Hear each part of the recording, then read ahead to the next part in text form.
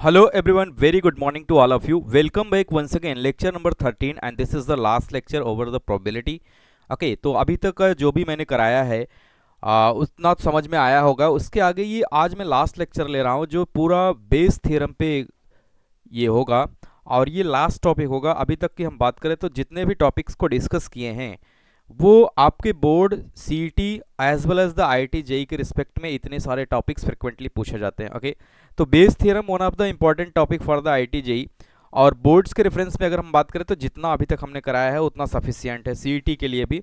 JEE के reference में ये Bayes theorem, total probability and conditional probability is the one of the important topic, इसलिए आज ये लास्ट टॉपिक होगा और 3-4 क्वेश्चंस भी मैं कराऊंगा फ्रिक्वेंटली जो बेस थ्योरम पे होगा और लास्ट में एक हम जनरल क्वेश्चंस लेंगे जो प्रोबेबिलिटी की बेसिक थियरी पे ओरिएंटेड होता है। इसके तुरंत बाद हम मूव कर जाएंगे कॉम्प्लेक्स नंबर पे और नेक्स्ट टॉपिक हम स्टार्ट करेंगे कॉम्प्लेक्स नंबर, क्योंकि आज ये लास्ट लेक्चर है। और रही बात कॉन्सेप्ट्स की तो कॉन्सेप्ट लिमिटेड होते हैं और क्वेश्चंस की अगर बात करें तो वैरायटी ऑफ क्वेश्चंस होते हैं, आप प्रैक्टिस कर सकते हैं। ओके अगर मुझे टाइम मिलेगा तो मैं और भी क्वेश्चंस कराऊंगा, लेकिन अगर टॉपिक्स की बात करें तो अप टू आईआईटी जेई आपके बोर्ड से लेकर आईआईटी जेई तक इतने ही टॉपिक पूछे जाते हैं, इसके अलावा कुछ भी प्रोबेबिलिटी में नहीं पूछा जाता है। ओके तो स्टार्ट करते हैं। आज का लास्ट टॉपिक है जो कि बेस थ्योरम है, उसके बाद हम लोग स्टार्ट कर लेंगे कॉम्प्लेक्स नंबर जो कि one of the important topic और डिफिकल्ट भी माना जाता है। हालांकि ऐसा डिफिकल्ट ऐसा कुछ है नहीं, उसका जस्ट नाम है कि कॉम्प्लेक्स नंबर, डिफिकल्ट बिल्कुल भी नहीं होता है और उसी को हम स्टार्ट करेंगे। तो आज हम इसको फिनिश कर लेते हैं। जिस तरीके से हमने टोटल और कंडीशनल को फिनिश किया उसी प्रकार आज हम बेस थ्योरम को भी फिनिश कर लेंगे और इस पे कुछ क्वेश्चंस भी देख लेंगे ताकि एक प्रैक्टिस हो जाए कि किस तरीके से बेस थ्योरम पे क्वेश्चंस आते हैं। ओके तो थोड़ा सा लिखेंगे ताकि एक क्लियरिटी आ सके कि what do mean by Bayes theorem और किस तरीके से फार्मूले को यूज करना है इन द प्रोबेबिलिटी। ओके तो हेडिंग डालेंगे base theorem.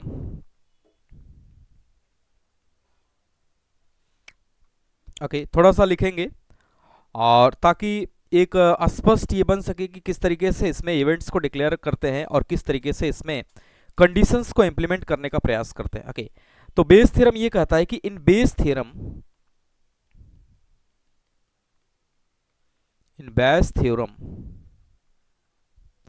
We required any special event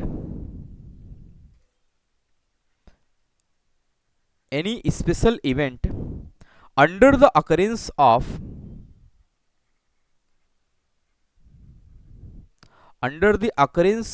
main events, okay अगर इसके पहले हम टोटल प्रोबेबिलिटी की बात करें तो टोटल में हम लोगों ने देखा था कि under the occurrence of any event, special event, मुझे एक overlapping this is the main events की रिक्वायरमेंट थी।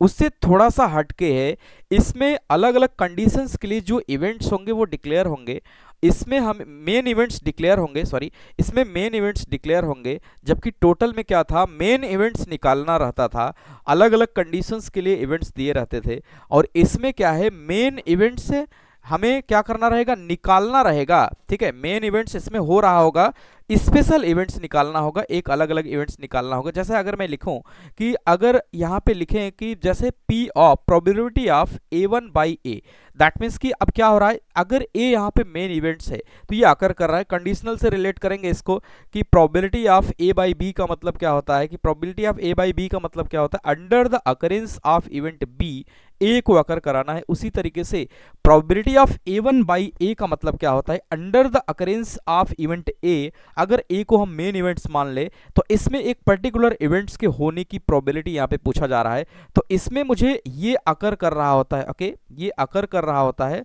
और इसके होने की प्रोबेबिलिटी मुझे चाहिए। ओके तो अकर्ड प्रोबेबिलिटी इसकी मुझे चाहिए। Okay occurred probability required, occurred probability required, that means कि अगर अभी मैं टोटल की बात करूं तो टोटल में हम लोग बात कर रहे थे P of A by A1, यानी कि कोई कंडीशन A हो रहा है और मेन इवेंट होने की प्रोबेबिलिटी मुझे निकालना रहता था। यहाँ पे मेन इवेंट्स हो रहा होगा, ओके जिसमें मुझे एक किसी पर्टिकुलर कंडीशंस की प्रोबेबिलिटी निकालना होगा। तो ऐसा ये कह सकते हैं कि ये टोटल का अगर हम देखें तो उल्टा है, लेकिन फार्मूला थोड़ा सा अलग होता है। तो स्पेशल केस यहाँ पे इसलिए ये बनता है कि यहाँ पे क्या निकालेंगे, हमें एक पर्टिकुलर इवेंट्स चाहिए और मेन इवेंट यहाँ पे हो रहा होता है। जिससे अगर मैं एग्जांपल्स की बात करूँ, जैसा यहाँ पे मैंने लिखा है कि P of A1 by A, that means कि मेन इवेंट यहाँ पे क्या हो रहा है, अकर कर रहा है। ये A क्या है, मेन इवेंट है जो कि अकर कर रहा है। उसके अकर के अंदर मुझे A1 की होने की प्रोबेबिलिटी चाहिए। ओके, मेन इवेंट यहाँ पे अकर कर रहा है, इसके यानी कि A1 के होने की प्रोबेबिलिटी मुझे चाहिए। अच्छा, तो इसमें जो फार्मूला यूज होता है बेस थ्योरम में, अगर मैं लिखना स्टार्ट करूं तो यहाँ पे लिख सकते हैं formula for the Bayes theorem. For the Bayes theorem, जो बेस थ्योरम के लिए फार्मूला यूज होता है वो कुछ इस तरीके से है कि अगर यहां पे ढेर सारे इवेंट्स हैं, A1 से लेके AN तक अगर इवेंट्स हैं, तो किसी एक पर्टिकुलर A1 के होने की probability under the occurrence of main event A, तो हम क्या करते हैं इसमें, जो मेन इवेंट्स है उसको इंडिविजुअल लिखते हैं, probability of occurrence of event A1 into लिखेंगे P of A by A1। This is the conditional probability. Okay, this is the conditional, that means कि A1 अकर कर रहा है, उसके अंदर A के होने की प्रोबेबिलिटी।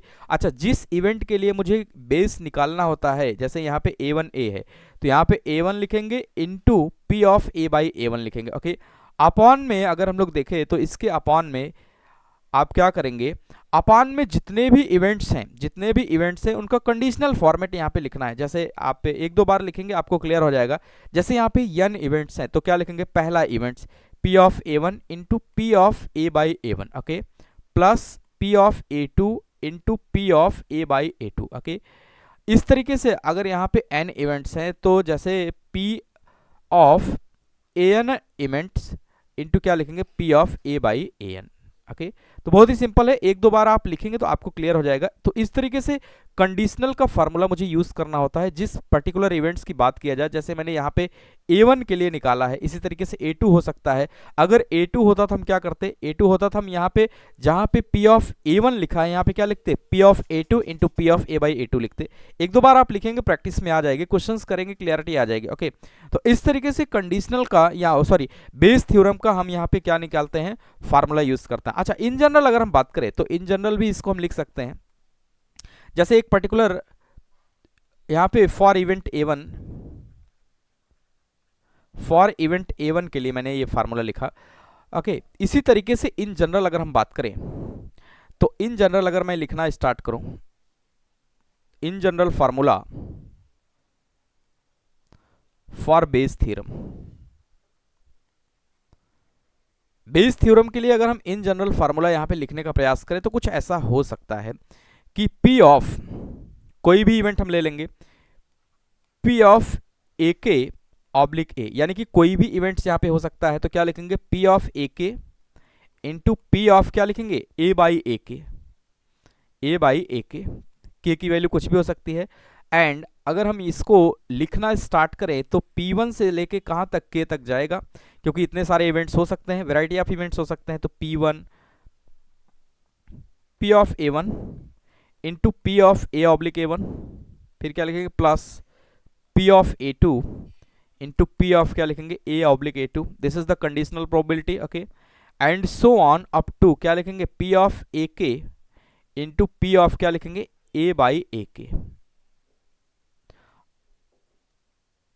अच्छा, यहाँ पे n इवेंट्स अगर हम मान ले या k इवेंट्स हम यहाँ पे मान ले, ओके, तो P ऑफ AK लिख देंगे। Okay, P of AK n events है तो n मान लेंगे, यहाँ पे मैं k इवेंट्स मान ले रहा हूँ तो k, यानी कि इन जनरल जिसके लिए यहाँ पे बेस पूछा जाए उसको हम क्या लिखेंगे, न्यूमिनेटर में लिखेंगे, उसको न्यूमिनेटर में लिखेंगे। जैसे यहाँ पे a के लिए k अगर यहाँ पे 1 है तो यहाँ पे 1 हो जाएगा, 2 है तो 2 हो जाएगा, 3 है तो 3 हो जाएगा, एंड सो ऑन, जो भी होगा उसको हम यूज कर लेंगे। ओके, जो भी होगा उसको हम क्या कर लेंगे, यूज कर लेंगे। अच्छा, यहाँ पे n इवेंट्स के लिए मैं मान ले रहा हूँ तो ज़्यादा अच्छा रहेगा, तो क्योंकि k की वैल्यू चेंज होती रहेगी, तो P of AN into P of A by AN कर देंगे। ओके, यानी कि कितने भी इवेंट्स हो सकते हैं, तो जैसे k की वैल्यू चेंज होता चला जाएगा, आप यहाँ पे रखते चले जाएंगे। ओके, क्लियर है।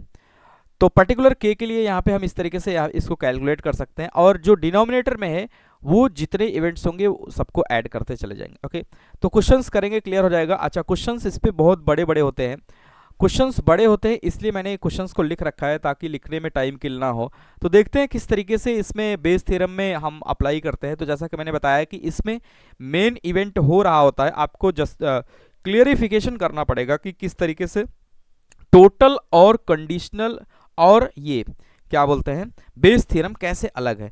तो टोटल और ये बेस थोड़ा सा मिक्स टाइप का होता है। तो टोटल में किस तरीके से टोटल और बेस को कैसे इंटरप्रेट करेंगे कि टोटल में क्या होता है कि हमें एक पर्टिकुलर इवेंट्स गिवन रहता है, जैसे A1 A2 A3 इस तरीके से बहुत सारे इवेंट्स गिवन रहेंगे, हमें मेन एक ओवरलैपिंग इवेंट्स निकालना होता है। जबकि बेस थ्योरम में क्या होता है कि ओवरलैपिंग इवेंट्स जो मेन इवेंट्स होता है वो हो रहा होता है A1 A2 A3 या AN में से कोई भी एक पर्टिकुलर स्पेसिफिक इवेंट्स निकालने की प्रोबेबिलिटी हमें निकालना होता है। ओके, क्वेश्चंस देखेंगे तो क्लियर हो जाएगा। जैसा कि क्वेश्चंस इसके बड़े होते हैं तो मैंने ऑलरेडी लिख रखा है ताकि टाइम किल ना हो। तो देखिए यहाँ पे क्वेश्चन नंबर 1 की अगर हम बात करें तो बहुत ही अच्छा क्वेश्चन है और आपको समझ में आएगा कि किस तरीके से बेस को अप्लाई करते हैं। ओके, तो यहाँ पे लिखा है कि box one contains 5 red and 3 black balls and box 2 contains 2 red and 4 black balls.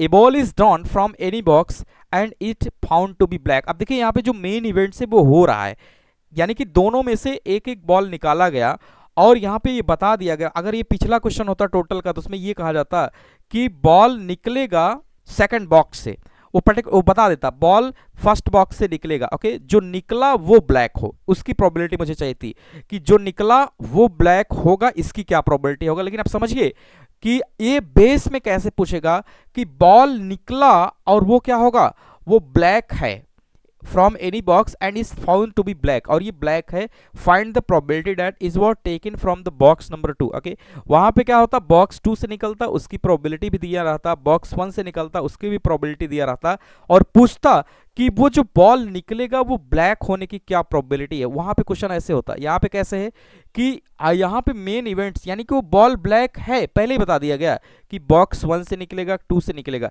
वो बॉल बॉक्स 2 से हो और ब्लैक हो। तो इंटरप्रेट करने का प्रयास करिए, आप एग्जांपल्स करेंगे तो आपको क्लियर हो जाएगा कि ये टोटल का केस है कि बेस का है। तो यहाँ पे देखिए मेन इवेंट्स हो रहा है, अगर मेन इवेंट्स हो रहा है उसके अंडर किसी एक पर्टिकुलर इवेंट्स की होने की बात हो रहा है तो कैसा होगा, बेस होगा। और अगर इवेंट्स अकर कर रहे हैं उसमें मेन की प्रोबेबिलिटी मुझे निकालना है, this is the total. Okay, simple है, तो करेंगे। तो जैसा क्वेश्चन कर रहा है वैसा हम बना ले रहे हैं।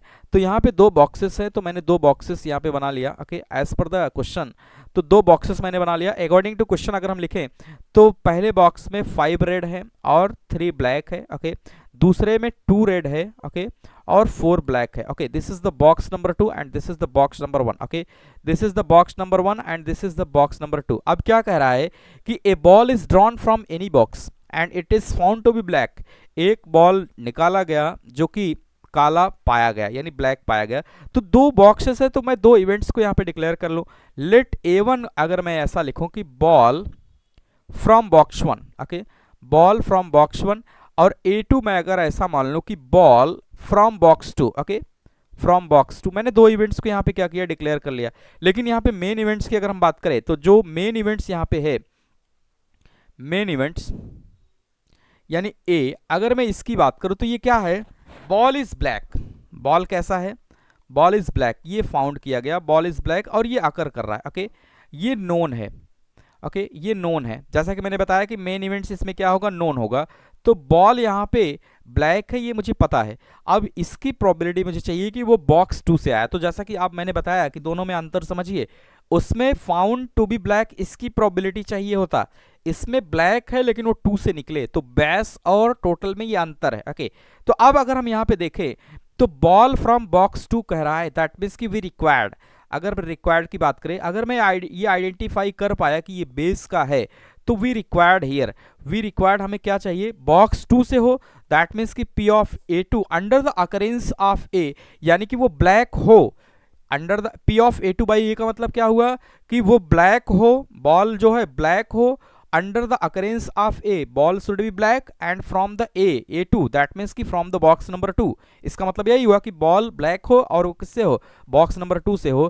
तो यहाँ पे सिर्फ 2 इवेंट्स दिए गए हैं। तो अगर मैं फार्मूले को लिखने का प्रयास करूँ तो हम क्या लिखेंगे, P of A2 oblique A। अच्छा, A2 के लिए है तो A2 कहाँ पे रहेगा, न्यूमिनेटर में, दैट मीन्स कि P ऑफ A2 लिखेंगे। क्या लिखेंगे, P of A two into क्या लिखेंगे, P of A by A two. Okay, numerator में क्या लिखेंगे, न्यूमिनेटर में दोनों इवेंट्स को हम लिखेंगे।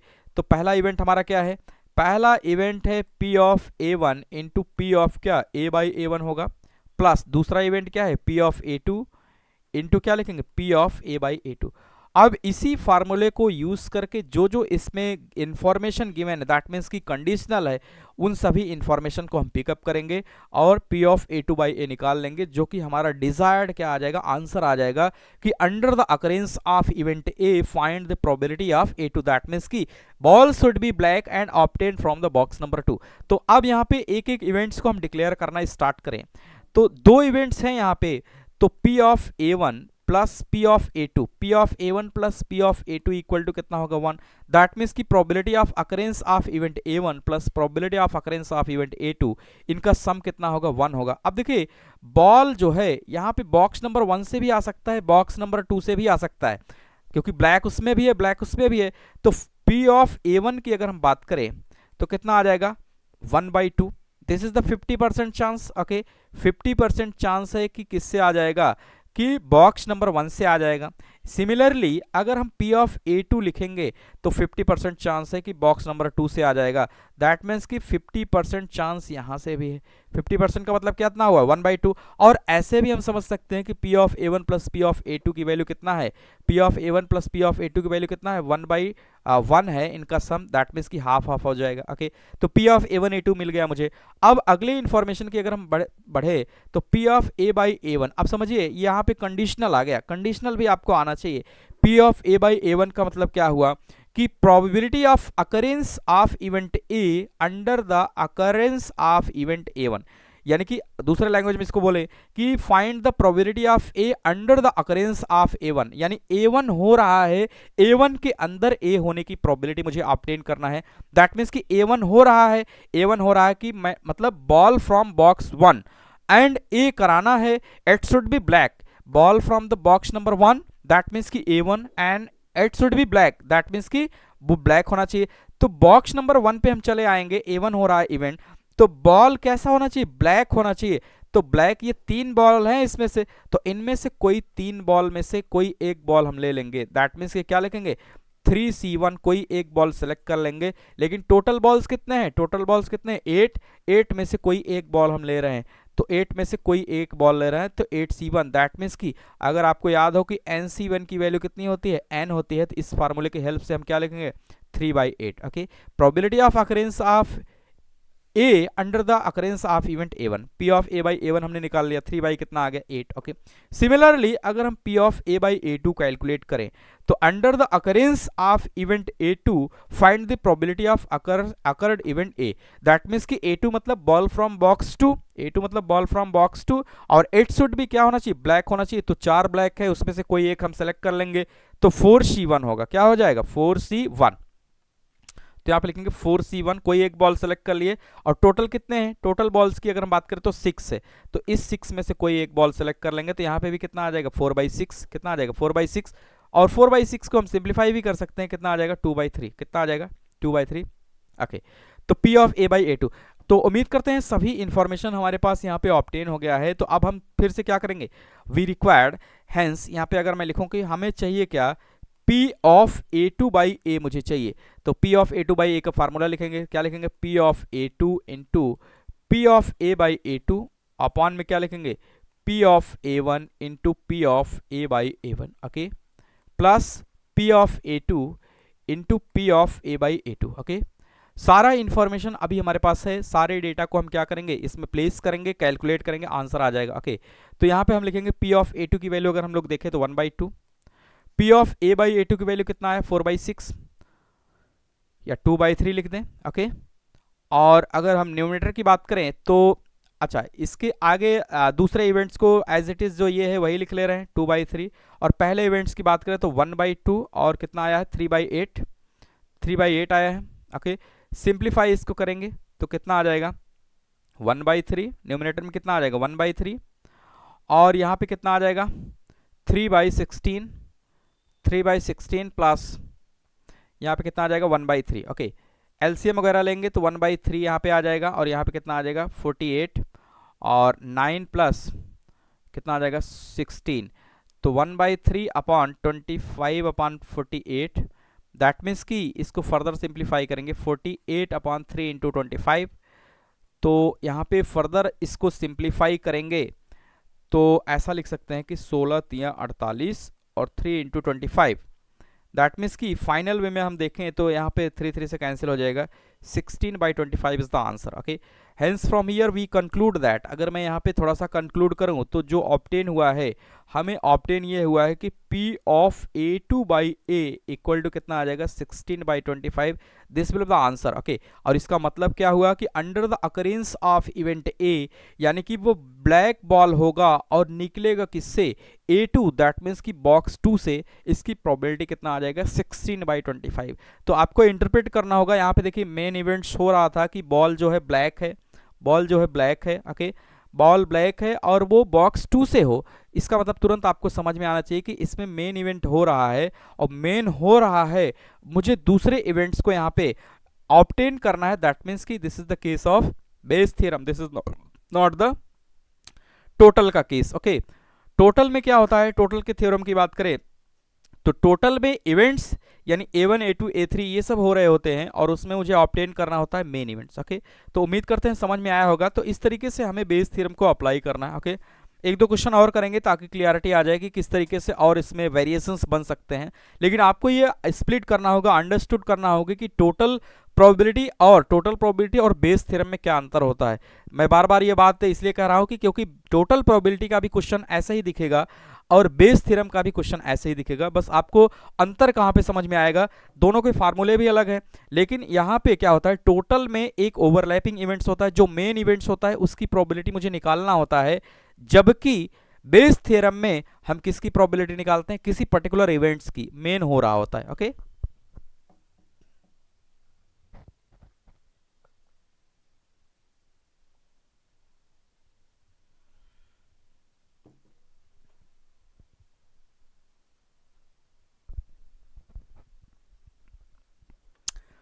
Okay fine, hope you able to understand what it is now. Okay, तो उम्मीद करते हैं आपको समझ में आ गया होगा। इस तरीके से क्वेश्चन नंबर 2 की तरफ अगर मूव करें तो ये भी देखिए, यही एक थोड़ा सा ड्रॉबैक होता है कि नए लोगों के लिए कि प्रोबेबिलिटी के क्वेश्चंस काफ़ी बड़े होते हैं, तो आपको पढ़ के समझना होता है क्योंकि स्टेटमेंट बहुत बड़ा होता है, इसलिए मैंने पहले से ही लिख रखा है। तो आप देख पा रहे होंगे कि ये 2 2 4 2 6 8 10 लाइन का क्वेश्चन होता है।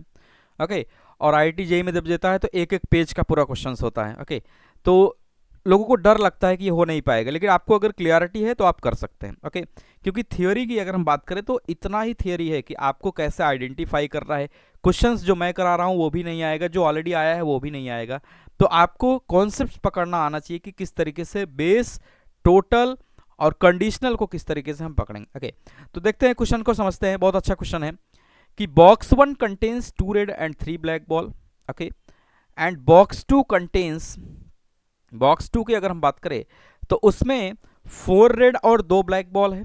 Box 3 contains 2 red and 2 black balls. अब a dice is thrown if 1 and 2 comes, अगर 1 comes, 2 balls are drawn from the box number 1, अगर एक आता है डाइस में तो 2 बॉल हम ड्रॉ कर लेंगे किससे, बॉक्स नंबर 1 से। ओके, अगर 2 या 3 आता है तो 2 बॉल ड्रॉ कर लेंगे बॉक्स नंबर 2 से। अदरवाइज 4 5 6 आएगा, दैट मीन्स कि तो 2 बॉल ड्रॉन करेंगे from the box number 3। Okay, ऐसा ही सेम क्वेश्चन मैंने टोटल में कराया है। Find the probability that balls are drawn from the box 3 given that balls drawn are of different colour. अब देखिए यहाँ पे बता दिया है कि बॉल जो है डिफरेंट कलर के हैं, अब ये बता दीजिए कि वो बॉक्स 3 से हो। ओके, अब अगर यही टोटल का केस होता तो बताता कि जो ड्रॉ किया गया है, ओके, वो बॉक्स 3 से है, और ये बताइए कि ये कैसे होंगे, ये अलग अलग कलर के होंगे, लेकिन यहाँ पे कहा जा रहा है कि ये अलग अलग कलर के हैं। अब बता दीजिए वो बॉक्स 3 से हो, दोनों के स्टेटमेंट में अंतर है। ओके, बस थोड़ा सा स्लाइट अंतर हो जाएगा तो टोटल का केस हो जाएगा, और रही तो बेस का। ओके, तो एज पर द क्वेश्चंस मैं बॉक्सेस को यहाँ पे बना ले रहा हूँ और क्वेश्चंस को सिंप्लीफाई करने का प्रयास करते हैं। तो 3 बॉक्सेस है, तो 3 बॉक्स में यहाँ पे ड्रॉ कर ले रहा हूँ। Okay, as per the given questions, तो 3 बॉक्सेस मैंने बना लिया, और क्वेश्चंस में ये कहा जा रहा है कि बॉक्स नंबर 1, ओके, मैं लिख ले रहा हूँ box, this is the box number 1 and this is the box number 3 and this is the box number 3. okay, box number 2 and 3. okay, box 1 में अगर हम बात करें तो 2 रेड और 3 ब्लैक बॉल है. ओके, और बॉक्स 2 में अगर हम लोग देखें तो 4 रेड और 2 ब्लैक बॉल है. बॉक्स 3 में similarly 2 red and 2 black ball है. Okay, as per the questions मैंने डाल दिए. अभी यहाँ पे अलग अलग क्वेश्चंस है. ओके, यहाँ पे अलग अलग कंडीशंस हैं. उन कंडीशंस के अकॉर्डिंग मुझे क्या करना रहेगा, उन कंडीशंस के अकॉर्डिंग मुझे यहाँ पे इवेंट्स को डिक्लेयर करना रहेगा. अगर मैं जैसे अगर टोटल की बात करूँ, आपको याद होगी सेम ऐसा ही क्वेश्चंस था, बस वो टोटल का केस था. यहाँ पे क्या है, मेन इवेंट्स हो रहा है और मुझे एक पर्टिकुलर बॉक्स के लिए यहाँ पे इवेंट्स यानी कि एक इवेंट डिक्लेयर करना है. तो इवेंट्स को अगर मैं यहाँ पे डिक्लेयर करूँ कि A1 को अगर मैं ऐसा लिख लूँ कि balls are from box number 1. Okay, कि अगर A1 इवेंट होगा तो ball from the box number 1. Similarly अगर A2 को मैं यहाँ पे ऐसा कर लूँ कि balls are from box number 2. Okay, box number 2. And similarly A3 और इसको मैं ऐसा कर ले रहा हूं कि balls are from the box number 3. Okay, यानी कि अगर इवेंट A1 हो रहा है तो बॉल बॉक्स 1 से आएगा. इवेंट A2 हो रहा है तो बॉल बॉक्स 2 से आएगा.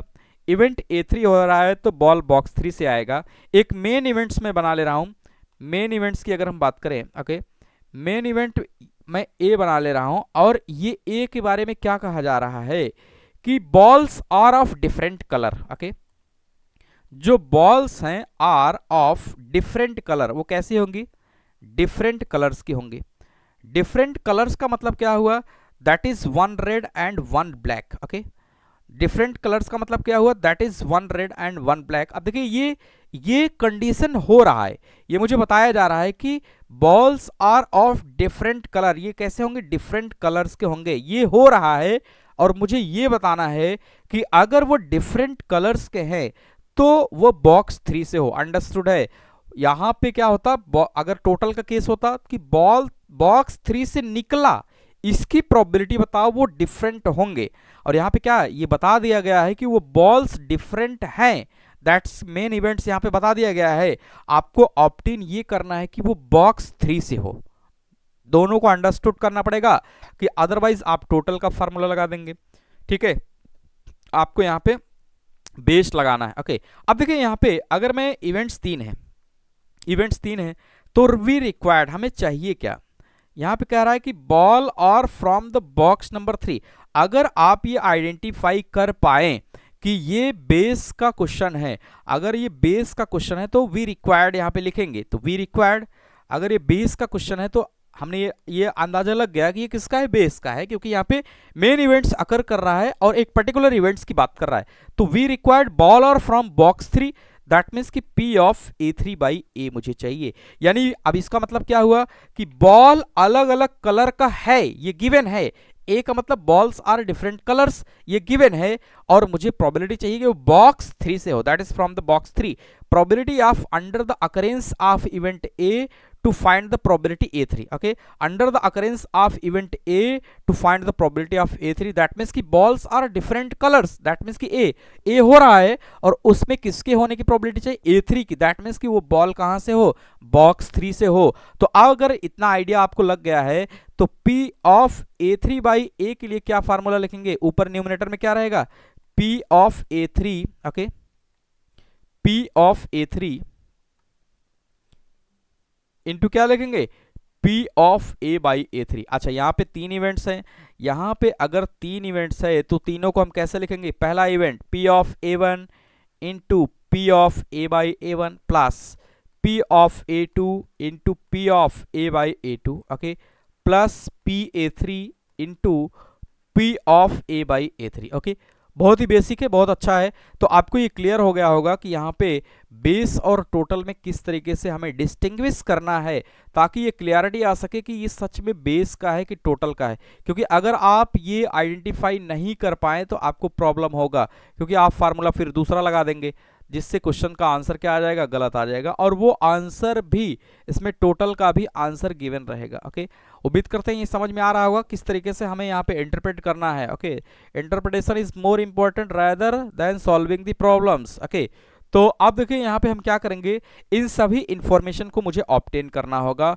इन सभी इंफॉर्मेशन को जैसे ही ऑब्टेन कर लेंगे हमारा आंसर आ जाएगा। ओके, तो अब देखिए अगर हमारा मोटो यहाँ पे क्या है कि पी ऑफ ए वन को निकालना, तो पी ऑफ ए वन को अगर हम लोग निकालेंगे तो क्या आ जाएगा, 1/6। कैसे आ जाएगा, कैसे आ जाएगा, पिछले क्लास में भी बताया 1/6 कैसे, 1 comes in dice. Okay, 1 comes in dice, 1 comes in dice.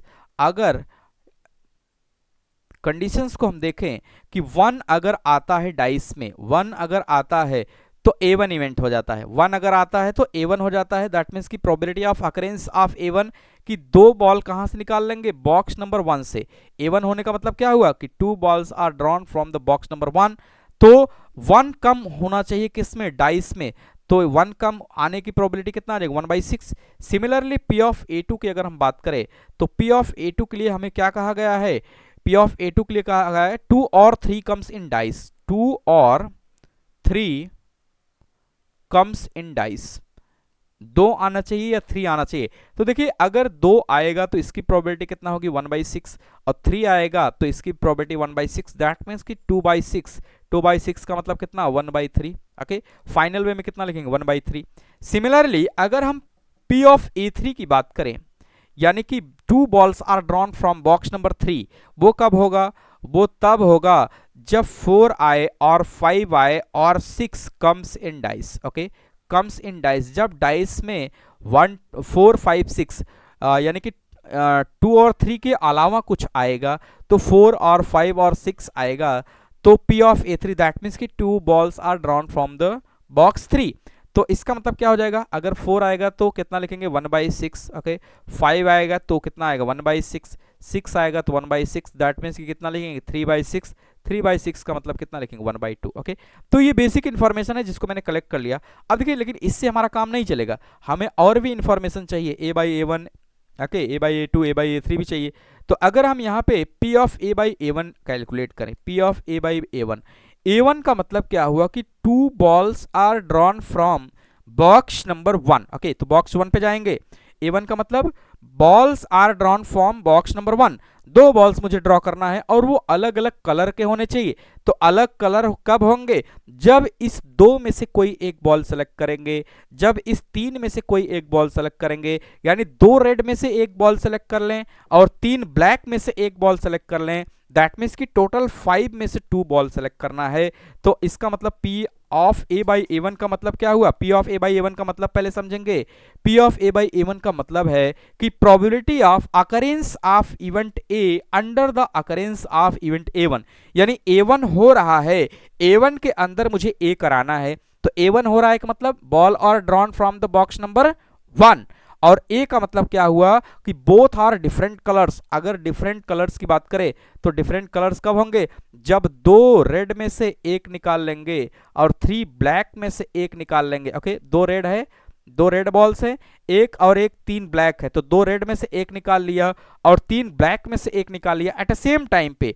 That means कि इस 5 में से 2 बॉल को मुझे क्या करना है, सेलेक्ट करना है। तो टोटल वेज कितना हो जाएगा यहाँ पे 5C2, और डिफरेंट कलर्स के मुझे चाहिए तो 2C1 इंटू 3C1। ओके, बहुत ही ऑब्वियस है, लॉजिकल है। आपको अगर परमुटेशन कॉम्बिनेशन नहीं आता है तो थोड़ा सा समझने में दिक्कत होगी, इसलिए पहले मैंने PNC अपलोड किया है। तो अगर आपको दिक्कत हो रही है तो आप जाके देख सकते हैं। ओके, तो everybody know about the NC1 की वैल्यू कितनी होती है, n होती है। NC1 की वैल्यू n होती है, तो क्या लिखेंगे 2 इंटू 3 अपॉन में NCR की वैल्यू कितनी होती है, n factorial upon r factorial n minus r factorial. अगर किसी को ये समझने में दिक्कत आ रही है तो आप जाके पहले परमुटेशन एंड कॉम्बिनेशंस का लेक्चर देखिए, आपको समझ में आएगा। बहुत ही बेसिक बात है यहाँ के लिए। ओके, तो यहाँ पे कितना लिखेंगे 5 factorial upon 2 factorial 3 factorial. That means की यहाँ पे 6 बाई कितना आ जाएगा 5 इंटू 4 अपॉन में कितना लिखेंगे 2। फाइनल वे में अगर हम लोग देखें तो 6 बाई यहाँ पे कितना आ जाएगा, 6 बाई यहाँ पे कितना आ जाएगा 10, 6/10 आ जाएगा। दैट मीन्स कि इसको थोड़ा सा सिंप्लीफाई करेंगे तो 3 बाई कितना आ जाएगा 5। ओके, दैट मीन्स कि एक डेटा और हमारे पास आ गया कि P ऑफ A/A1 की वैल्यू, P ऑफ A/A1 की वैल्यू जो है हमारे पास यहाँ पे निकल के आ गया है कितना 3/6। ओके, ऑब्वियस है। ओके, सिमिलर वे में अगर हम P ऑफ A/A2 को कैलकुलेट करें, okay, P of A by A2 को कैलकुलेट करें। इसका मतलब क्या हुआ कि probability of occurrence of event A under the occurrence of event A2 अकर कर रहा है, A2 के अंदर मुझे A कराना है, कंडीशनल प्रोबेबिलिटी का ये केस है। तो क्या लिखेंगे, A2 का मतलब 2 बॉल्स आर फ्रॉम बॉक्स 2, यानी कि बॉक्स 2 पे जाएंगे, वो अलग अलग कलर के होने चाहिए, यानी कि 4 रेड में से एक सेलेक्ट करेंगे, एट द सेम टाइम पे 2 ब्लैक में से एक सेलेक्ट करेंगे तो मल्टीप्लाई करेंगे, यानी कि 6 बॉल में से 2 को मुझे क्या करना है, सेलेक्ट करना है। तो यहाँ पे क्या लिखेंगे 6C2, ओके 6 में से 2 को सेलेक्ट किया, दोनों अलग होना चाहिए, अलग होना चाहिए यानी कि 4C1 एक रेड ले लेंगे और क्या लिखेंगे 2C1, ओके 2C1, इसको सिंप्लीफाई करेंगे कितना आ जाएगा 4 इंटू 2 अपॉन में लिखेंगे 6 factorial upon 2 factorial 4 factorial, that means कि from here we conclude that 8 by कितना लिखेंगे 6 इंटू 5 अपॉन 2, दैट मीन्स कि 8 बाई कितना लिखेंगे 15, 8 बाई कितना लिखेंगे 15, this will the P of A by 80, okay P of A by A2, that means कि ball वो बॉक्स 2 से निकले और अलग अलग होना चाहिए, this is called the P of A by A2 under the occurrence of A2 find the probability that A, यानी कि वो डिफरेंट होने चाहिए और बॉक्स 2 से होने चाहिए। And similarly P of A by A3 को अगर हम निकालें तो इसका मतलब क्या हुआ कि ball from box 3 and it should be different, A3 का मतलब बॉक्स 3 से बॉक्स 3 पे हम चले जाएंगे, तो बॉक्स 3 दो बॉल्स मुझे निकालना है, वो अलग अलग कलर्स के होने चाहिए, तो अलग अलग कलर्स का मतलब 2 रेड में से एक सेलेक्ट कर लेंगे, 2 ब्लैक में से एक सेलेक्ट कर लेंगे, दैट मीन्स कि टोटल 4 में से कितना सेलेक्ट करना है 2 सेलेक्ट करना है। तो P of A by A3 का मतलब क्या हुआ कि probability of occurrence of event A under the occurrence of A3, तो कितना लिखेंगे 4C2, 4 में से 2 बॉल को मुझे सेलेक्ट करना है और 2 रेड में से एक सेलेक्ट कर लिया और 2 ब्लैक में से एक सेलेक्ट कर लिया, दोनों अलग अलग भी होंगे, तो यहाँ पे कितना लिखेंगे 2 इंटू 2 अपॉन में 4 factorial upon 2 factorial 2 factorial, that means कि 4 बाई यहाँ पे कितना लिखेंगे 4 इंटू 3 अपॉन में कितना लिखेंगे 2, दैट मीन्स कि 4 बाई कितना आ जाएगा 6, 4 बाई कितना आ जाएगा 6, एंड इसको सिंप्लीफाई करेंगे तो हम लिख सकते हैं 2/3, okay 2/3, that means ki from here we conclude that the given information in the Bayes theorem, this is the P of A1, P of A2, P of A by A1, all the information we concluded here, okay। तो जो भी information हमने यहाँ पे calculate कर लिया, अब इसमें सिंपली क्या करना है प्लेस करना है। तो अब हम फिर से क्या करेंगे P of A3 by here P of A3 by A को अगर हम यहाँ पे कैलकुलेट करें तो सारा इंफॉर्मेशन अब हमारे पास है, तो क्या लिखेंगे P of A3 by A, तो इसको हम क्या लिखेंगे फर्स्ट ऑफ ऑल हमारे पास क्या है P of A1, that means कि कितना 3/6, कितना लिखेंगे 3/6, 3/6 को मैंने यहाँ पे सिंप्लीफाई भी किया है, 3/6 को हमने लिखा है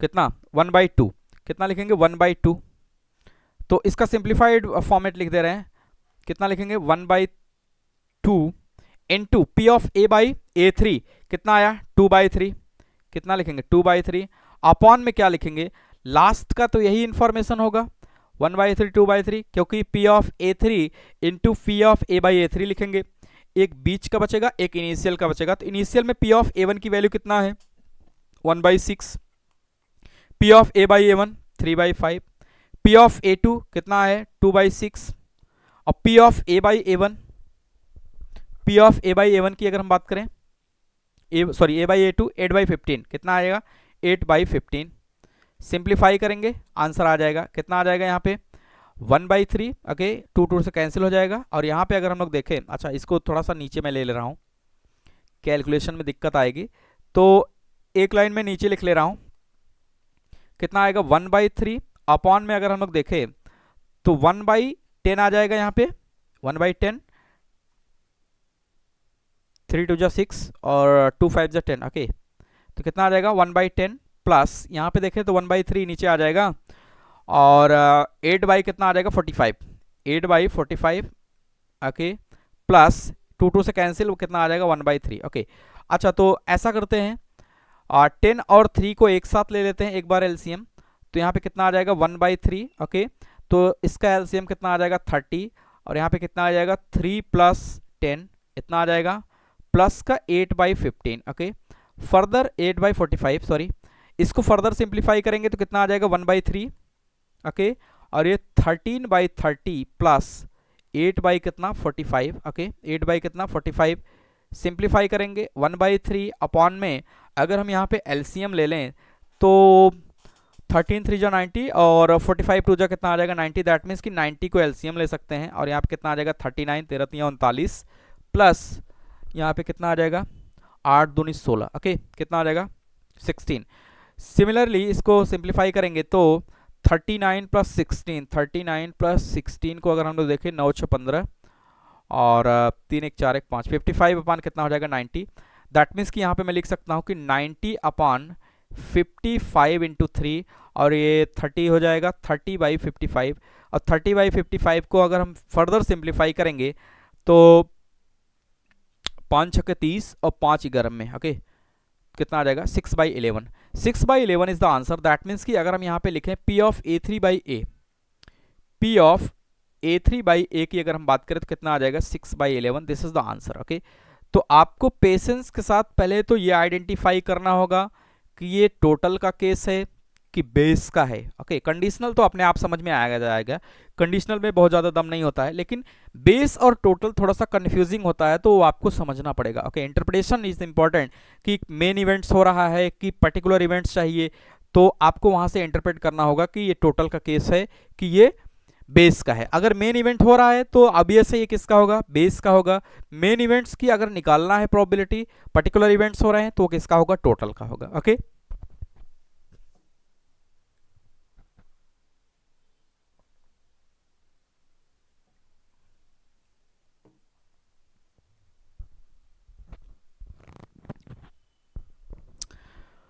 okay, hope you able to understand. तो इसके क्वेश्चंस बड़े होते हैं, लोग इसीलिए डरते हैं इससे, लेकिन डरना नहीं है आपको, आपको कॉन्सेप्ट समझना है, कॉन्सेप्ट समझने के बाद आपको क्वेश्चंस करना है। अगर क्लियरिटी है तो कोई दिक्कत नहीं आएगी, ओके। तो एक क्वेश्चंस और मैं ले रहा हूं बेस थ्योरम पे ताकि क्लियर हो सके। This is the question number 3, okay. This is also over the Bayes theorem, किस तरीके से कंक्लूड करेंगे, ओके। तो बड़ा अच्छा क्वेश्चन है ये भी, सब जेई लेवल के क्वेश्चन हैं, ओके।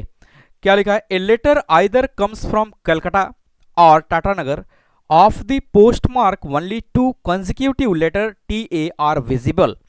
एक लेटर है वो या तो कलकत्ता से आता है या तो टाटानगर से आता है, उसमें जो पोस्ट मार्क्स है उसमें सिर्फ TA इज विजिबल, TA दो लेटर है वो विजिबल है। Find probability that letter has come from Calcutta, okay. जैसा आप देखिए क्वेश्चंस में एक पोस्ट मतलब लिफाफा है, उसके ऊपर सिर्फ टीए विजिबल है, दैट मीन्स कि वो कलकत्ता से भी आ सकता है, बाकी उसका लेटर्स जो है छुपा हुआ है और सिर्फ टीए विजिबल है, ओके। तो जो पोस्टमार्क बना हुआ है उस पर यही सिर्फ दिख रहा है कि टीए, तो वो लेटर जो है कलकत्ता से भी आ सकता है क्योंकि उसमें भी टीए है, वो टाटानगर से भी आ सकता है क्योंकि उसमें भी टीए है, ओके, उसमें भी टीए है। तो इसका मतलब यह हुआ कि ये दोनों जगह से आने की प्रोबेबिलिटी है इस लेटर की, ओके। तो दो ये टीए लेटर्स दिखते हैं, तो कलकत्ता में भी टीए है और टाटानगर में भी टीए हैं, बाकी लेटर्स उसके छुपे हुए हैं। तो फाइंड द प्रोबेबिलिटी दैट वो लेटर जो है कलकत्ता से आया हो, इसकी प्रोबेबिलिटी मुझे चाहिए। तो देखिए आपको ये आइडेंटिफाई करना आना पड़ेगा कि ये किस तरीके से टोटल का है, किस तरीके से बेस का है। अब देखिए यहाँ पे कह रहा है कि उस पे टू लेटर्स और विजिबल, दोनों केस में अगर हम लोग देखें, दोनों केस में तो क्या कह रहा है कि दो लेटर्स विजिबल, मतलब दोनों इवेंट्स में एक ओवरलैपिंग है। क्या है ओवरलैपिंग, क्या है टीए, ओवरलैपिंग क्या है टीए, और दोनों पे विजिबल है, यानी ये बता दिया कि दोनों पे क्या है विजिबल है, और वो कलकत्ता से भी आ सकता है टाटानगर से। दैट मीन्स कि टू इवेंट्स यहाँ पे डिक्लेयर करेंगे, either letter from the Calcutta either letter from the Tatanagar, दो इवेंट्स हो गया। और उसमें कॉमन बात क्या है, दोनों पर टीए लेटर विजिबल है, यानी वो दे दिया है विजिबल है, यानी कि मेन इवेंट्स यहाँ पे गिवन है और वो कलकत्ता से आए, दैट मीन्स कि वो पर्टिकुलर किसी इवेंट्स की बात कर रहा है। This is the Bayes theorem, okay, this is the Bayes theorem. तो ये किसका केस हो जाएगा, बेस थ्योरम का हो जाएगा। आपको इस तरीके से पकड़ना पड़ेगा। अगर ऐसा होता कि वो कलकत्ता से आ रहा है वो कलकत्ता से आ रहा है, इसकी प्रोबेबिलिटी बताओ कि उस पे टीए लिखा हो, उस पर भी टीए लिखा हो, तो किसका हो जाता, टोटल का केस हो जाता। ठीक है, तो आप समझिए, इसको अंडरस्टैंड करना पड़ेगा। तो अगर मैं इवेंट्स को यहाँ पे डिक्लेयर करना स्टार्ट करूं, ओके, क्योंकि दो लेटर्स दो जगह से आ रहा है, तो here two cases occur, okay, here two cases are occur. Two cases का मतलब दो इवेंट्स यहां पे अगर होंगे। अगर मैं यहां पे ऐसा करूं कि A1, लेट A1, इसको मैं डिक्लेयर कर लूं letter comes from Calcutta, letter comes from Calcutta, okay, letters comes from Calcutta. तो इसमें भी आप देखेंगे, इसमें भी आप देख पा रहे हैं कि एक टीए है, ओके, और A2 को अगर हम लिखें तो इसी तरीके से सिमिलरली लिख सकते हैं कि लेटर कम्स फ्रॉम टाटानगर, कि लेटर टाटानगर से भी आ सकता है, इसमें भी टीए है, ओके। ये दो इवेंट्स हमने डिक्लेयर कर लिया। अब देखिए मेन इवेंट्स इसमें क्या है, आपको आइडेंटिफाई करना आना पड़ेगा, तभी हो पाएगा। अगर मैं मेन इवेंट्स की बात करूं, this is the overlapping event. Main event यहां पे ए है, और इसके बारे में क्या कहा जा रहा है कि two consecutive letters are visible, two consecutive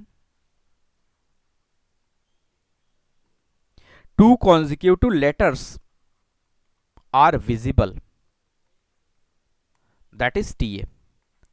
कौन सा, वो टीए, यानी कि टीए कैसा होगा, ओवरलैपिंग होगा, क्योंकि वो कलकत्ता में भी है और टाटानगर में भी है। तो ये हमारा मेन इवेंट्स होगा, और ये हो रहा है, ये आपको दिख भी रहा है कि दोनों पे ये है। इसीलिए किसका केस हो जाएगा, ये केस हो जाएगा हमारा बेस थ्योरम का, बेस थ्योरम का केस हो जाएगा। आपको ये इंटरप्रेट करना आना पड़ेगा, तभी आपसे हो पाएगा, टोटल का केस नहीं होगा। क्योंकि टोटल में क्या होता कि पर्टिकुलर इवेंट्स की ये कहां से आ रहा है ये पता होता, और ये टीए विजिबल हो इसकी प्रोबेबिलिटी मेरे से पूछता, ओके। तो अब हम क्या करेंगे, अगर मैं यहां पे रिक्वायर्ड की बात करूं, वी रिक्वायर्ड, जिस हिसाब से मैंने इवेंट्स को डिक्लेयर किया है, तो वो लेटर कहां से आना चाहिए, वो लेटर आना चाहिए कलकत्ता से। दैट मीन्स कि P of A1 by A, मुझे ये चाहिए। दैट मीन्स कि वो टीए विजिबल हो, टीए विजिबल हो, लेकिन वो कहां से आए, A1, दैट मीन्स कि कहां से, कलकत्ता से, letter from the Calcutta, okay. इसलिए जिस तरीके से इवेंट्स को डिक्लेयर किया है उस तरीके से अगर हम समझेंगे तो A1 हो रहा है, यानी टीए विजिबल है, लेकिन A कराना है, दैट मीन्स कि वो कलकत्ता से आए। तो अगर मैं फार्मूला लिखने का प्रयास करूं तो यहां पे क्या लिखेंगे, P of A1 by A, P of A1 by A, क्या लिखेंगे, न्यूमिनेटर में लिखेंगे P of A1 into P of A oblique A1, okay, P of A by A1, क्योंकि यहाँ पे इवेंट A1 की बात हो रही है। और डिनोमिनेटर की अगर हम बात करें तो डिनोमिनेटर में क्या लिखेंगे, फर्स्ट इवेंट्स, दैट मीन्स कि P of A1 into P of A by A1, okay, plus दो इवेंट्स है P of A2 into P of क्या लिखेंगे, A बाई A2। आसान है, आप एक दो बार लिखेंगे आपको समझ में आ जाएगा, थोड़ा सा समय तो देना ही पड़ेगा, ठीक है, चीज़ें डिफिकल्ट हैं तो थोड़ा सा समय मांगती हैं, ताकि आपके अंदर एक मेच्योरिटी आ सके इन टॉपिक्स को लेके, जबकि इंपॉर्टेंट टॉपिक माना जाता है, ओके। ये हो गया। अब हमारा टारगेट क्या होगा, इन सभी इंफॉर्मेशन को कलेक्ट करना, P ऑफ A1 निकालना, P of A by A1 निकालना, P ऑफ A2 निकालना, P of A by A2 निकालना, ओके। अब देखिए यहाँ पे दो इवेंट्स हैं, ओके, दो इवेंट्स हैं, तो P ऑफ A1 की अगर हम बात करें, दैट मीन्स की letter from the Calcutta, okay, 50% chance है, 50% चांस है वो कहां से आएगा, कलकत्ता से भी आ सकता है।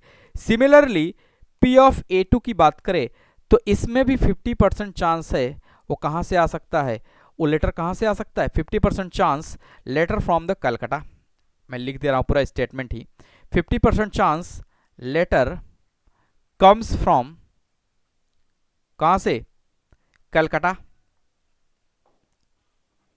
And 50% chance letter comes from कहां से, टाटानगर, 50% चांस है कि वो लेटर कहां से आएगा, टाटानगर से आएगा, ओके, क्योंकि इंफॉर्मेशन कंप्लीट नहीं है, सिर्फ यहां पे टीए गिवन है, तो इसका मतलब हाफ इसका भी आएगा, इसका भी हाफ, ओके, इसका भी हाफ आएगा, इसका भी हाफ आएगा। और दूसरी तरीके से भी मैं समझ सकता हूं, इसको ऐसे भी समझ सकते हैं, पहले मैं लिख ले रहा हूं हाफ हाफ, कि अगर दो ही इवेंट्स हैं, यहां पे सिर्फ और सिर्फ दो इवेंट्स हैं, दो इवेंट्स है, दैट मीन्स कि P of A one plus P of A two की वैल्यू कितनी आएगी, 1 आएगी।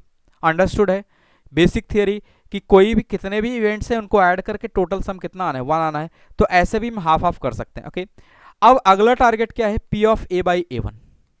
P of A by A one का मतलब, ए बाई ए वन का मतलब ए वन हो रहा है, दैट मीन्स कि ए वन हो रहा है, इसका मतलब क्या हुआ, ए वन हो रहा है, इसका मतलब letter from the Calcutta, letter from the Calcutta, letter from the Calcutta. और ए का मतलब two letters are visible, two letters are visible, तो लेटर कलकत्ता से आए और टू लेटर्स उस पर क्या होना, विजिबल हो। तो मैं यहाँ पे कलकत्ता लिख ले रहा हूं, देखिए Calcutta, okay Calcutta.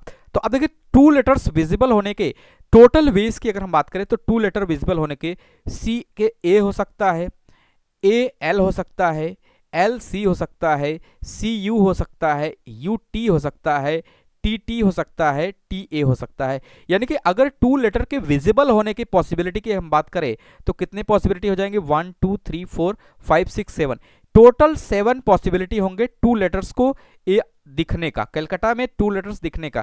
That means कि न्यूमरेटर में क्या हो जाएगा, 7। लेकिन टी ए नजर आए, टी ए नजर आए तो इसके केवल एक वेज हैं, टी ए नजर आए कलकत्ता में तो इसके सिर्फ एक वेज होगा। तो यहाँ पे कितना लिखेंगे, 1/7। ओके, उम्मीद करते हैं समझ में आ गया होगा किस तरीके से इसको इंटरप्रेट करना है। P of A by A one का मतलब A1 हो रहा है, दैट मीन्स कि लेटर कलकत्ता से आ रहा है और उस पर टू लेटर विजिबल होना चाहिए, इसकी प्रोबेबिलिटी लिखेंगे। तो कैसे लिखेंगे, टू लेटर विजिबल करने के कितने वेज हो जाएंगे, CA, AL, LC, CU, UT, TT, TA, ये ऑल पॉसिबल वे है टू लेटर विजिबल करने का। लेकिन TA नजर आए इसके कितने होंगे, सिर्फ एक वेज हो जाएंगे। तो P of A by A one की वैल्यू कितनी हो जाएगी, 1/7।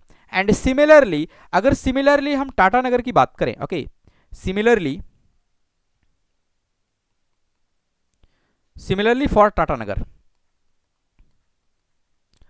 अगर मैं सिमिलरली टाटा नगर की बात करूं कि टाटा नगर के केस में किस तरीके से टू लेटर्स को हम पिकअप करेंगे, तो क्या लिखेंगे, P of A by A two. Okay, P of A by A two का मतलब क्या हुआ कि लेटर वो कहां से आएगा, वो लेटर टाटा नगर से आएगा। तो मैं यहां पे टाटा नगर लिख ले रहा हूं। ओके,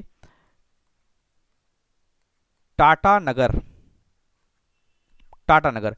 तो दो लेटर विजिबल होने के क्या केसेस हो सकते हैं, या तो टीए होगा, या तो एटी होगा, या टीए होगा, या एएन होगा, या एनए होगा, या एजी होगा, या जीए होगा, या एआर होगा। यानी टू लेटर विजिबल करने के वेज को अगर हम लोग देखें तो यहाँ पे कितने वेज हो जाएंगे, 1 2 3 4 5 6 7 8, कितने वेज हो जाएंगे, 8 वेज हो जाएंगे। और टीए नजर आए तो टीए नजर आए तो देखिए टीए नजर आने के यहाँ पे अगर हम वेज की बात करें तो एक ये है टीए और दूसरा ये है टीए, यानी कि टोटल 2 वेज होंगे टीए नजर आने के। तो कितना लिखेंगे, 2/8, दैट मीन्स कि कितना हो जाएगा, 1/4। कितना हो जाएगा, 1/4। बहुत सिंपल है। तो ये केसेस थे जिसके कारण यहाँ पे ऐसा हो रहा है। ओके, ये केसेस हैं जिनके कारण ऐसा हो रहा है। तो हमारे पास सारा इंफॉर्मेशन अब आ गया है, P of A1, P of A by A1, P of A2, P of A by A2। Simply हमें क्या करना है, प्लेस करना है। तो दैट मीन्स कि फ्रॉम हियर अगर हम यहाँ पे लिखें कि P of A1 by A, अगर हम लोग लिखें, फिर से एक बार मैं लिख ले रहा हूँ, P of A1 into P of A by A1, okay, upon में अगर हम लोग लिखें तो हो जाएगा P of A1 into P of A by A1 plus P of A2 into P of A by A2। Okay, तो इस फार्मूले में हम क्या करेंगे, इस वैल्यूज को प्लेस कर देंगे, जो जो इन्फॉर्मेशन हमने कलेक्ट किया है उन सभी इन्फॉर्मेशन को इसमें प्लेस कर देंगे। तो यहाँ से P of A1 by A हमें निकल आएगा। P ऑफ A1 कितना है, 50%, दैट मीन्स की 1/2। P of A by A1 की बात करें तो कितना है, 1/7। सिमिलरली यहाँ पे हम लिखेंगे 1/2 1/7 सेम है। P ऑफ A2 कितना है, 1/2, हाफ है, 50% chance. P of A by A2 की बात करें तो कितना आया है, 1/4 सिंप्लीफाई करके 2/8। ओके, तो इसको सिंप्लीफाई कर ले रहे हैं तो कितना आ जाएगा, 1/14, और यहाँ पे कितना आ जाएगा, 1/14 प्लस 1/8। ओके, 1/8। फर्दर इसको सिंप्लीफाई करेंगे तो 1/14 अपान में 112 एलसीएम ले लेंगे तो कितना आ जाएगा, 8 प्लस 14। सिंप्लीफाई करेंगे इसको तो 1/14 कितना आ जाएगा, 1/14 और यहाँ पे 14 8 कितना हो जाएगा 22 अपान कितना लिखेंगे 112। सिंप्लीफाई करेंगे 112 अपान कितना 14 इंटू 22, 14 इंटू कितना लिखेंगे 22, तो 14 8 112, तो 8 अपान 22, 8/22। अच्छा 8/22 को भी हम सिंप्लीफाई कर सकते हैं, 2 चौके 8, 2 ग्राम में। ओके तो दैट मीन्स कि from here we conclude that कि P ऑफ A1/A यानी कि लेटर कहाँ से आए, कलकत्ता से आए और उस पर 2 लेटर विजिबल हो, इसकी प्रोबेबिलिटी कितना आ जाएगा 4/11। This will the answer. Okay तो आसान है, आपको इंटरप्रेट करना आना पड़ेगा कि किस तरीके से हम इसको इंटरप्रेट करेंगे, and this is the answer. Okay this is the answer. और P ऑफ A1/A का मतलब है कि 2 लेटर उस पर विजिबल है, ये पता है, और वो कहाँ से आए, A1 का मतलब वो कलकत्ता से आए। तो सिंपल है, आपको आइडेंटिफाई करना आना चाहिए, और क्वेश्चंस लंबे थे इसलिए मैंने इसको लिख रखा है। ओके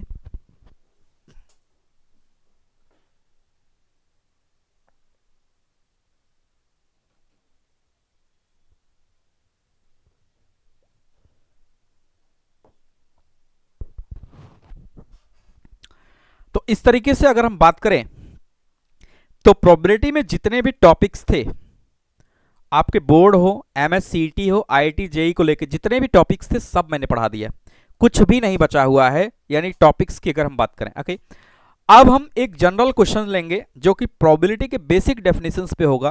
क्वेश्चंस का लेवल बड़ा होगा, ठीक है, IIT JEE लेवल का होगा, जो कि आज का लास्ट क्वेश्चन होगा इस चैप्टर का भी। ओके अगर ऐसा जरूरत मुझे पड़ेगा तो मैं इसमें और भी वैरायटी ऑफ क्वेश्चंस कराता रहूंगा और इसके प्लेलिस्ट में डाल दूंगा। ओके उसके प्लेलिस्ट में मैं डाल दूंगा, कोई दिक्कत नहीं, इस लेक्चर के बाद अपलोड हो जाएगा कभी भी। लेकिन अगर मैं कुछ नया स्टार्ट करूंगा तो ज़्यादा सही रहेगा, क्योंकि ये टॉपिक्स अब यहीं पे फिनिश होते हैं। तो नेक्स्ट क्लास से मैं स्टार्ट करूंगा कॉम्प्लेक्स नंबर। ओके जब भी मैं स्टार्ट करूंगा कॉम्प्लेक्स नंबर, एक इंट्रोडक्टरी वीडियो अभी मैं अपलोड कर दूंगा थोड़ी देर में, जिसमें सिलेबस वगैरह होगा, बेसिक सिलेबस होगा, क्या क्या इसमें इंक्लूड करना है, और बाकी डिटेल्स में हम बात करेंगे ही 1 by 1। ओके जैसा कि इसको ख़त्म करने के बाद ही मैंने बोला था कि कुछ नया स्टार्ट करेंगे, तो कॉम्प्लेक्स नंबर इसके ख़त्म करने के बाद ही मैं स्टार्ट करूंगा, जैसे जैसे समय मिलेगा मुझे तो मैं धीरे धीरे इसको फिनिश कर दूंगा कॉम्प्लेक्स नंबर को भी। ओके तो आज के लास्ट क्वेश्चन की तरफ मूव करते हैं, जो कि काफ़ी ज़्यादा इंपॉर्टेंट है, और ये प्रोबेबिलिटी के बेसिक डेफिनेशंस पे होगा, लेकिन क्वेश्चंस का लेवल IIT JEE लेवल का होगा। ओके तो आज का लास्ट क्वेश्चन है, जैसा कि आप देख भी पा रहे होंगे, ये 6-7 लाइन का क्वेश्चन है और इंपॉर्टेंट है, अच्छा क्वेश्चन है। तो इसके थीम को समझने का प्रयास करते हैं, बहुत ही इंपॉर्टेंट क्वेश्चन है। Okay A signal which can be green और रेड, एक सिग्नल है जो कि ग्रीन हो सकता है और रेड हो सकता है, विथ प्रोबेबिलिटी 4/5 और 1/5 रिस्पेक्टिवली।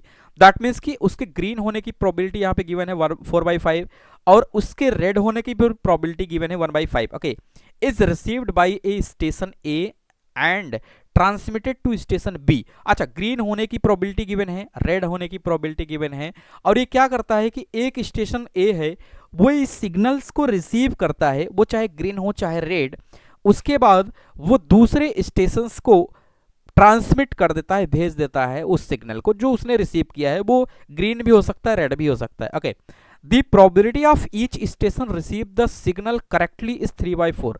जो स्टेशंस हैं, जैसे ग्रीन सिग्नल आया या रेड आया A के पास या B के पास, उनके A के पास, सॉरी क्योंकि A के पास ही पहले आएगा, वो ट्रांसमिट करता है B को। ओके तो A के पास जो सिग्नल आएगा वो चाहे ग्रीन होगा चाहे रेड होगा, इसके करेक्ट रिसीव करने की, यानी वो सिग्नल करेक्टली रिसीव हुआ, इसकी प्रोबेबिलिटी गिवन है 3/4। Okay if signal received at station B is green, ऐसा कहा जा रहा है कि B पे जो सिग्नल रिसीव हुआ वो कैसा है, ग्रीन है।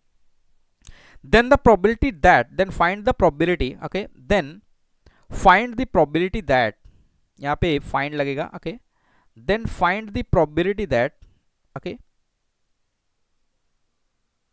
then find the probability that,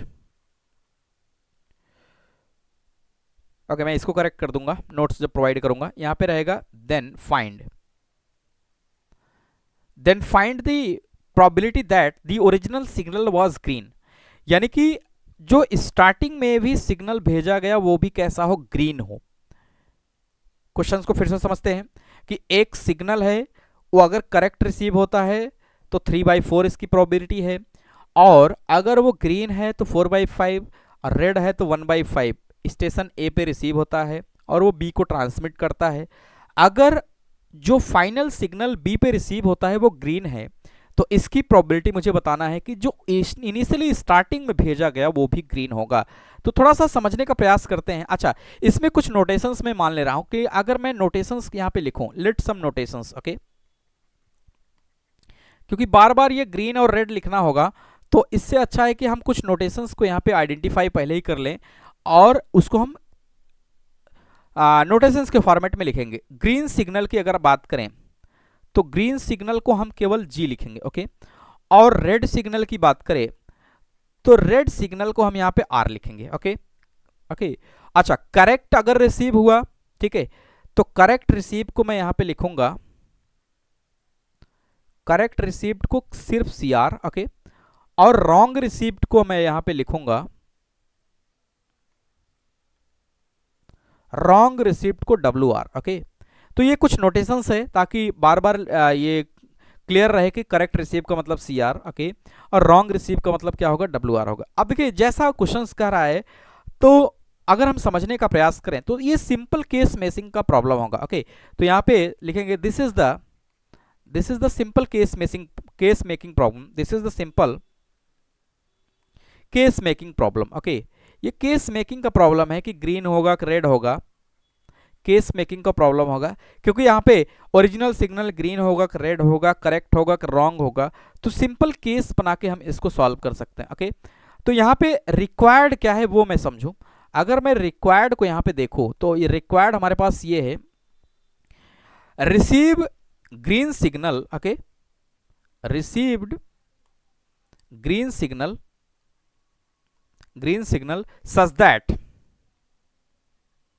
such that original signal was also green, okay, such that original signal was also green, okay। ऐसा मुझे इवेंट्स यहां पे कराना है कि जो फाइनल में मुझे ग्रीन सिग्नल रिसीव हो, ओके, ग्रीन सिग्नल रिसीव्ड हो, और जो ओरिजिनल होगा उस वो भी कैसा होना चाहिए, ग्रीन होना चाहिए, इसकी प्रोबेबिलिटी मुझे चाहिए, ओके। तो केस बनाएंगे और समझने का प्रयास करेंगे।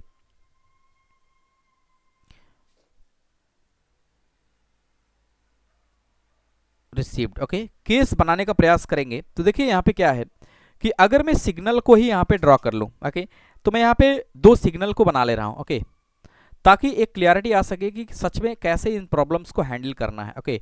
तो मैं क्या कर रहा हूँ, दो सिग्नल यहाँ पे बना ले रहा हूँ, this is the signal 1 and this is the signal 2, okay, and similarly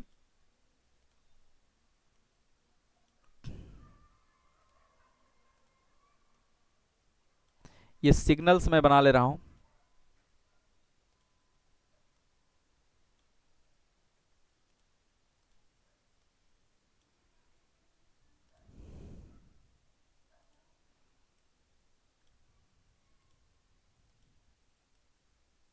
okay.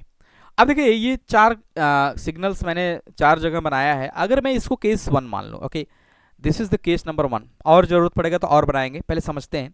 उसमें ये कहा जा रहा है कि हमें जो फाइनल, अगर मैं स्टेशन बोल दूँ, this is the station A and this is the station B, okay, and this is the station A and this is the station B, case number 2 होगा, and this is the station A and this is the station B, and this is also station A and this is also station B, okay. अब यहां पे ये कहा जा रहा है कि बी पे ग्रीन सिग्नल रिसीव हो रहा है, okay, if signal receive at station B is green, that means कि बी को मुझे क्या रखना है, ग्रीन रखना है, बी को मुझे क्या रखना है, ग्रीन। तो मैं क्या कर ले रहा हूं, बी को ग्रीन ही कर दे रहा हूं, ओके। बी में क्या आया, ग्रीन आया, ओके, बी में ग्रीन आया तो मैं ग्रीन बना दे रहा हूं।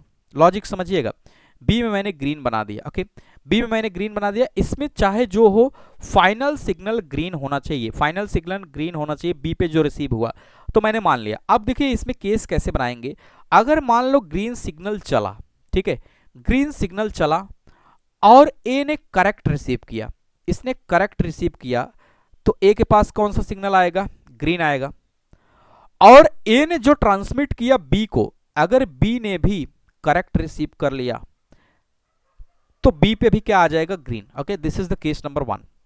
सिमिलरली अगर हम केस 2 यहां पे बनाएं, केस 2, अगर ग्रीन सिग्नल चला, ठीक है, ओरिजिनली ग्रीन सिग्नल चला और ये रॉन्ग रिसीव कर ले, ए जो है रॉन्ग रिसीव कर ले, रॉन्ग रिसीव कर लेगा तो ग्रीन की जगह क्या आ जाएगा, रेड आ जाएगा, ए के पास क्या आ जाएगा, रेड आ जाएगा।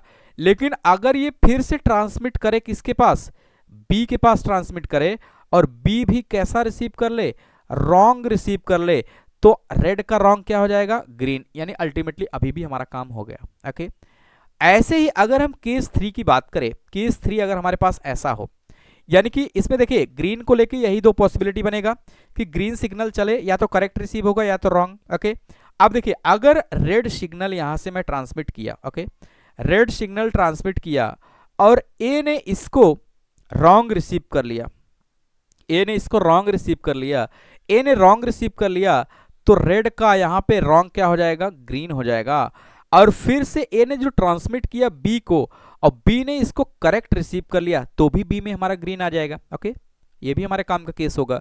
सिमिलरली अगर हम केस नंबर 4 की बात करें, केस 4 में अगर रेड सिग्नल चला, ओके, रेड सिग्नल चला और ये करेक्ट रिसीव हुआ, कैसा रिसीव हुआ, करेक्ट रिसीव हुआ, तो करेक्ट रिसीव हुआ तो रेड ही आएगा। लेकिन इसने ट्रांसमिट किया बी को और बी ने कैसा रिसीव किया, रॉन्ग रिसीव किया, तो कैसा आ जाएगा, ग्रीन हो जाएगा। तो अल्टीमेटली ग्रीन होने के बी में ये 4 पॉसिबल केसेस होंगे, ये 4 ओनली पॉसिबल केसेस होंगे। कोई और केस आप बना के देख लीजिए, कोई केस नहीं बनेगा। ओके, कोई केस नहीं बनेगा। ओके, तो इस तरीके से ये 4 केसेस बनेंगे। ओके, अब देखिए अगर मैं यहाँ पे लिखूं तो यहाँ एक लाइन में लिख भी दे रहा हूं कि ओनली, नोट करके लिखेंगे, only these 4 cases are occurred, only these 4 cases are occurred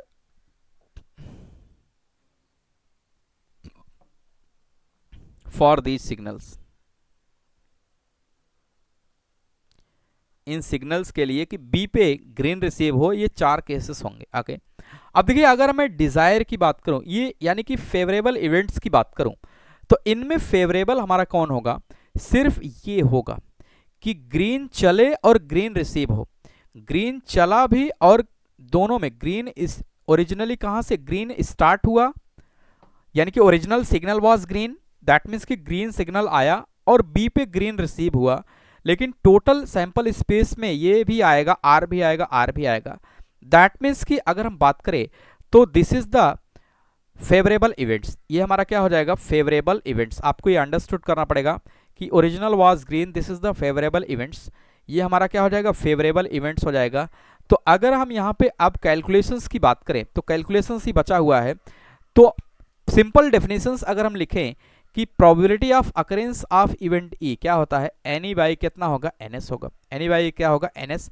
तो एन एस में ऑल पॉसिबल 4 केसेस आएंगे, लेकिन हमारा इवेंट्स में कौन कौन आएगा, इवेंट्स में अगर हम बात करें तो हमारा सिर्फ क्या आएगा कि original signal was green and obtained the green signal, this is the event, favourable events.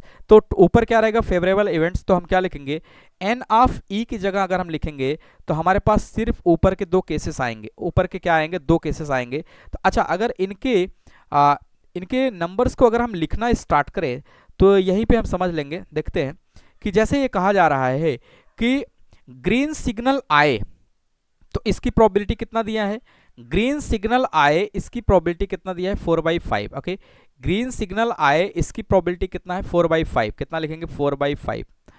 वो करेक्ट रिसीव हो, वो करेक्ट रिसीव हो इसकी प्रोबेबिलिटी कितना है, 3/4, करेक्ट रिसीव हो इसकी प्रोबेबिलिटी कितना है, 3/4। ए पे करेक्ट रिसीव हो या किसी पे भी करेक्ट रिसीव हो, कितना आ जाएगा, 3/4। ओके, और बी पे भी करेक्ट रिसीव हो, बी पर भी करेक्ट रिसीव हो तो कितना आ जाएगा, 3/4। ये एट ए सेम टाइम है इसलिए ऐसा कर रहे हैं। ओके, सिमिलरली अगर मैं इसके लिए लिखूं केस 2 के लिए कि सिग्नल ग्रीन आए, दैट मीन्स कि कितना, 4/5, सिग्नल ग्रीन आए तो मैं क्या लिखूंगा, 4/5। ओके, और वो रॉन्ग रिसीव करे, ओके, वो क्या करे, रॉन्ग रिसीव करे। तो एक चीज मैं यहां पे कैलकुलेट कर ले रहा हूं, देखिएगा कि अगर यहां पे ऐसा मैं लिखूं कि probability of correct receive plus probability of wrong receive, wrong received signal equal to कितना आएगा 1। तो यानी कि P of CR plus P of WR इसका इक्वल टू कितना होगा 1। तो करेक्ट रिसीव करने का प्रोबेबिलिटी मुझे गिवन है कितना कितना दिया है 3/4 3/4 प्लस रॉन्ग का मुझे मेरे पास नहीं है इक्वल टू 1। दैट मीन्स की probability of wrong signal receive करने का 1/1 माइनस 3/4 दैट मीन्स की कितना आ जाएगा 1/4। यानी कि सिग्नल रॉन्ग रिसीव हो probability of wrong receive signal वो कितना आ जाएगा 1/4। तो यहाँ पे कितना लिखेंगे probability of WR wrong receive signal कितना आएगा 1/4। तो अब देखिए जहाँ पे इसका यूज होगा हम यूज करेंगे। तो यहाँ पे देखिए ऊपर अगर हम आए तो क्या कह रहा है कि ग्रीन सिग्नल आए इसकी प्रोबेबिलिटी कितना है 4/5 और वो रॉन्ग रिसीव करे तो रॉन्ग रिसीव करे तो कितना लिखेंगे 1/4 और फिर से बी स्टेशन रॉन्ग रिसीव करे तो कितना आ जाएगा 1/4। ओके ऑब्वियस है। सिमिलरली अब यहां पे अगर हम लोग देखें इस केस के लिए कि रेड सिग्नल आए, ठीक है रेड सिग्नल आए तो रेड सिग्नल आए तो इसके लिए कितना होगा रेड सिग्नल आए तो 1/5 इसकी प्रोबेबिलिटी कितना गिवन है 1/5। यहां ऊपर गिवन है क्वेश्चंस में कि रेड सिग्नल की प्रोबेबिलिटी कितना है 1/5 और ये रॉन्ग रिसीव करे तो रॉन्ग रिसीव करे तो कितना 1/4 और अगला वाला स्टेशन भी करेक्ट रिसीव करे दैट मीन्स की 3/4। ओके सिमिलरली केस 4 के लिए अगर हम लोग देखेंगे तो रेड सिग्नल आए दैट मीन्स की 1/5 इसकी प्रोबेबिलिटी वो करेक्ट रिसीव करे दैट मीन्स की 3/4 और फिर से वो रॉन्ग रिसीव करे अगला स्टेशन कितना लिखेंगे 1/4। ओके तो इस तरीके से ये हो गया। अब सिंपली हमें क्या करना है इन डेटास को कैलकुलेट करना है और आंसर निकालना है। ओके तो अब यहाँ पे अगर हम लोग देखें तो 4 से कैंसिल हो जाएगा 4 से कैंसिल हो जाएगा और यहाँ पे सिर्फ कितना बचेगा 9 कितना मिलेगा 9 एक 4 से कैंसिल हो जाएगा और यहाँ पे कितना बचेगा 9/20 कितना बचेगा 9/20 और दूसरे केस की अगर हम बात करें तो एक 4 से कैंसिल हो जाएगा तो यहाँ पे कितना आ जाएगा 1/20 कितना आ जाएगा 1/20। ओके और इसी तरीके से यहाँ पे अगर हम लोग देखें तो कितना आ जाएगा कुछ भी कैंसिल नहीं होगा 3/5 चौका 20 और 20 चौके कितना 80 3 कितना हो जाएगा 80 3/80 सिंपल है। सिमिलरली इसको अगर हम लोग देखें तो 5 चौका 20 3 80 तो कितना आ जाएगा 3/80। ओके तो अब इन सभी इंफॉर्मेशन को लेकिन डिजायर्ड हमारे पास कौन है केस 1 केस 2 यानी कि फेवरेबल इवेंट्स की अगर हम बात करें तो केस 1 और case 2 is the favourable events. Question बड़ा जरूर है लेकिन लॉजिकल है। तो this is the favourable events और टोटल केस ये नीचे हो जाएगा। तो यानी कि प्रोबेबिलिटी को अगर हम यहाँ पे लिखें तो probability of occurrence of event ई तो क्या लिखेंगे NE/NS लिखेंगे NE/NS लिखेंगे। तो NE में क्या आ जाएगा case number 1 okay plus case number 2 this is the favourable हो जाएंगे। ओके और टोटल की अगर हम बात करें तो टोटल हमारे पास कौन कौन हो जाएगा case number 1 okay plus case number 2 okay plus case number 3 okay plus case number 4 okay तो ये हमारा टोटल हो जाएगा। तो probability of occurrence of event ई की अगर हम बात करें तो केस नंबर 1 केस नंबर 2 कितना है 9/20 प्लस 1/20 9/20 प्लस 1/20 कितना आ जाएगा 9/20 प्लस 1 कितना लिखेंगे 20। ओके अपॉन में अगर हम लोग देखें तो 9/20 plus 1/20 this is case 1 and case 2 and case number 3 and 4 की अगर हम बात करें तो 3/80 ओके तो यहाँ पे कितना लिखेंगे 3/80 प्लस 3/80 ओके तो इसको सिंप्लीफाई करेंगे 9 प्लस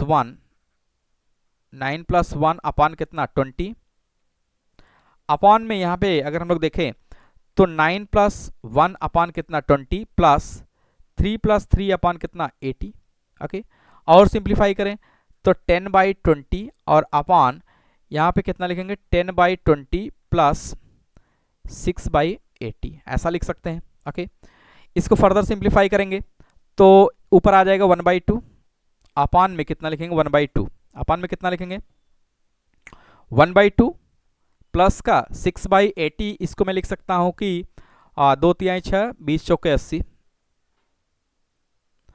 2 तिहाई 6 40 दूना 80 ओके तो 3 कितना लिखेंगे 40 और यहाँ पे एक लाइन और मैं लिख ले रहा हूँ यहाँ पे एलसीएम में ले रहा हूँ कितना 40 तो यहाँ पे कितना आ जाएगा 20 प्लस 3 दैट मीन्स कि 1/2 और 23 कितना 40 तो ये कितना आ जाएगा 40/2 इंटू 23, तो कितना आ जाएगा 20/23, कितना आ जाएगा 20/23। ओके, दैट मीन्स की probability of occurrence of event E P of E की अगर हम बात करें तो 20/23 is the answer, final answer. तो आसान है, बस आपको केस बनाना है और केस बनाने के साथ साथ आपको अंडरस्टैंडिंग होनी चाहिए कि किस तरीके से केस यहाँ पे बनेगा। And this is the final answer and this is the last topic of the entire probability. Okay, उम्मीद करते हैं समझ में आया होगा। तो इस तरीके से भी प्रॉब्लम आपसे पूछा जा सकता है कहीं पे भी किसी भी लेवल में, आपको अंडरस्टैंड करना आना चाहिए कि किस तरीके से प्रॉब्लम को इंटरप्रेट करेंगे। ओके, तो उम्मीद करते हैं समझ में आया होगा और इंटरेस्टिंग भी टॉपिक रहा होगा ये। और अभी तक जितने भी मैंने पढ़ाया है इसके बाहर कुछ भी नहीं पूछा जाता है प्रोबेबिलिटी में। और परमुटेशन कॉम्बिनेशंस की भी बात करें तो उसमें भी कुछ भी ऐसा नहीं है जो मैंने नहीं पढ़ाया है। आपको प्रैक्टिस करने की ज़रूरत है, तो प्रैक्टिस आपके हाथ में है।